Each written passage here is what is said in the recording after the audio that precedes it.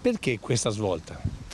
Ma perché ho iniziato con la Liga e voglio continuare a far politica con la Liga, Liga Veneta Repubblica. Tony Darè riparte dalla Liga Veneta, non quella di Giampaolo Gobbo, ma quella di Ettore Beggiato, Luigi Comencini e Mariangelo Foggiato. Non si può nemmeno dire che ha lasciato la Lega perché da più di un anno è stato espulso dal partito. Perché l'ho contestato, d'altra parte se noi pensiamo che a livello nazionale si sono persi 7 milioni di voti e a livello veneto 2 milioni di voti, una riflessione in quel partito, in quel momento politico, bisognava farla. Voti da recuperare con un'altra proposta. Noi portiamo avanti le istanze e le idee dei nostri veneti, dei nostri imprenditori, delle nostre aziende, dei nostri operatori turistici e quant'altro. Chiaro il distinguo con i lombardi, primo tra tutti Salvini, ma anche con un'idea di partito centralista come Darè ritiene sia diventata la Lega. Distinti ma con comunque una mano tesa agli ex compagni di partito. Rimaniamo comunque nell'alveo e nell'area del centrodestra.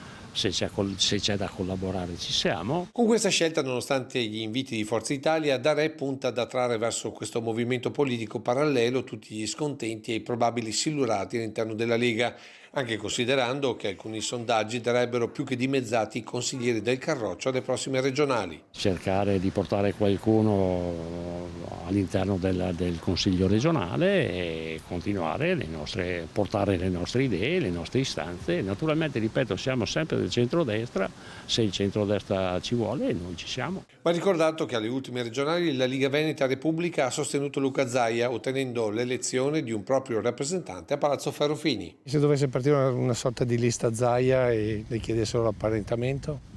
Ma guardi, questo è qualcosa che aspetta i miei dirigenti, io sono un semplice sostenitore. Risposta che sottolinea come sul terzo mandato e relativa lista Zaia Darè non ci creda molto. Se Zaia dovesse chiamare, Darè risponderebbe.